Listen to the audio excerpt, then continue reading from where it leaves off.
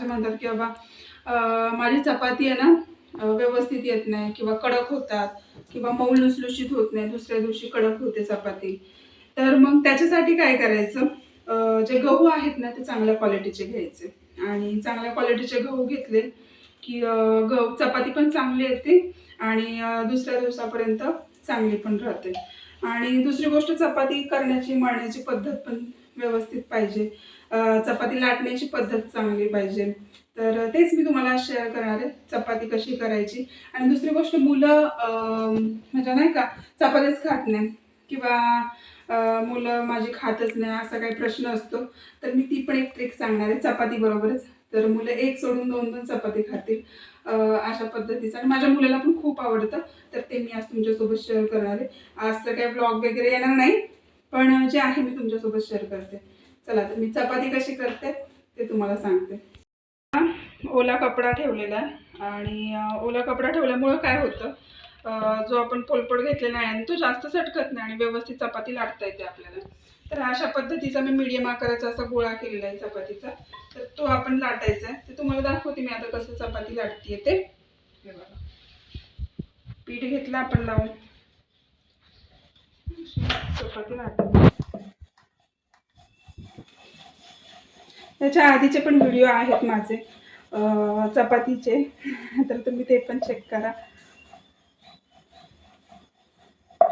असं चपाती लाटली आहे मी आणि तेल जे आहे ना ते तेल सगळीकडं असं लावून घ्यायचं. हे बघा, अशी चपाती लावून घ्यायची आणि थोडंसं पीठ भुरभुरायचं, जास्त नाही थोडंसं. आणि हे जे आहे ना हे असं एक थोडंसं नाही का म्हणतो आपण, हे थोडंसं ते दाबून घ्यायचं. हे दाबून घेतल्यामुळे तुमची चपाती जी आहे ना ती फुटत नाही. अशा ह्या ज्या कडा आहेत ना या कडा, हे बघा, या कडा दाबून घेतल्या की तुमची चपाती जी आहे ती बाजूला फुटत नाही.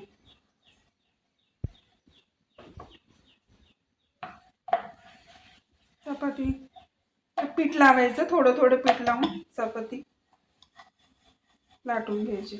आणि बघा, खाली मी कपडा ठेवला ना त्याच्यामुळं जे चपाती आहे ना ती व्यवस्थित लाटता येते, म्हणजे सरकत नाही. नंतर काय होतं, तुम्ही खालीचा जर ठेवलं नाही ना तर ते तर लाटण्याचा आवाज पण येतो, पलपडाचा पण आवाज येतो आणि ती चपाती लाटता येत नाही. तर अशा पद्धतीनं चपाती लाटून घ्यायची. ही 4 पदरी म्हणजे नाही का 4 पदरी ही चपाती झाली.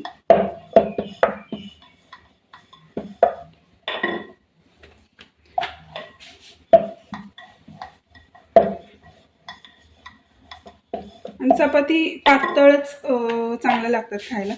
जाड जाड जर चपात्या केल्या ना तुम्ही तर एकदमच अशा पीठ पीठ लागतं. त्याच्यामुळे चपाती बघा माझी एकदम पातळ आहे, जास्त काय हे नाही. बघा,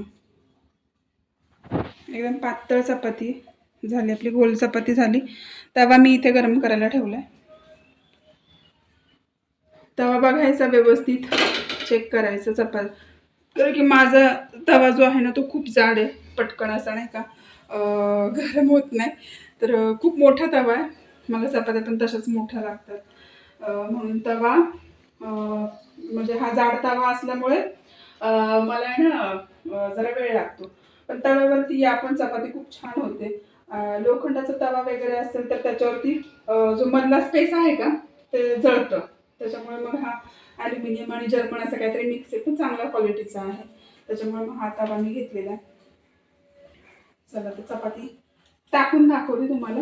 तवा बऱ्यापैकी टाकलेला आहे.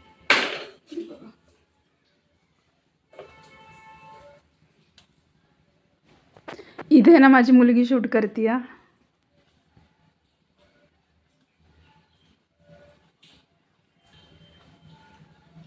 थोडे आहेत ना, तुम्हाला बघा दिसत असेल वरती असे थोडे थोडे फोड आलेले आहेत. याचा अर्थ खालची जी बाजू आहे ती बऱ्यापैकी पचली आहे. बघा, हे थोडं फुगत आलेलं दिसते तुम्हाला, अशा पद्धतीनं. ए बाई तवा त्या ह्याच्यावरती नको घेऊ मोबाईल, हँग पडेल. आणि मग आता हे मी हातानेच पलटते बघा असं दुसऱ्या साईजला. जेव्हा दुसऱ्या टायमिंगला आपण पलटी करतो ना तेव्हा मात्र इथं तेल लावायचं असं.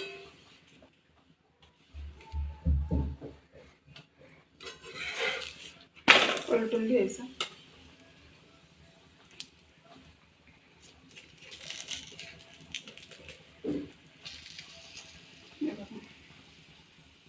चपाती माझी इतकी पातळ आहे की बघा इथं फुटायला आली. दाखव फुगलेलं दाखव. असं दुसऱ्या साईडने फोडून घ्यायची.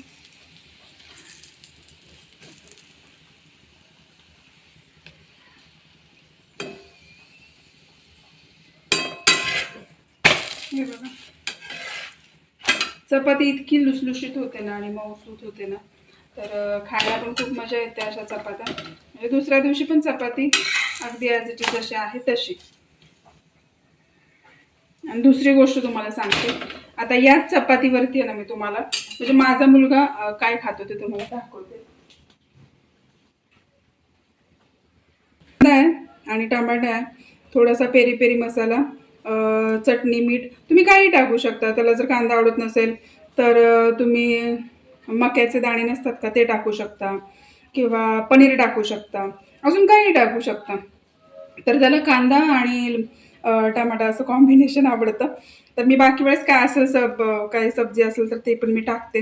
आता त्याला हे पाहिजेत फक्त म्हणून हे टाकले. हे बघा एक साईड अशी हे करायची. चपातीवरतीच मी दुसरी पण रेसिपी तुम्हाला शेअर करते. हे बघा आणि याच्यावरतूनच तुम्हाला दुसरं काय टाकायचं असेल, चीज वगैरे टाकायचं असेल तर ते पण तुम्ही टाकू शकता. ही माझी अर्धीच बाजू आहे. हे बघा हे असं दाबून घ्यायचं म्हणजे तुम्हाला आहे ना कडक अशी चपाती दुसऱ्या बाजूने पण आणि याच्या बाजूने दोन्ही साईडनं मस्त अशी कडक खरपूस भाजायची छान अशी. दाबायचं, दाबल्यामुळं व्यवस्थित चिपकलं जातं त्यांना. हे बघा थोडंसं बटर असेल तर बटर लावू शकता. मी तेल लावते, ऑलरेडी भरपूर तेल लावले.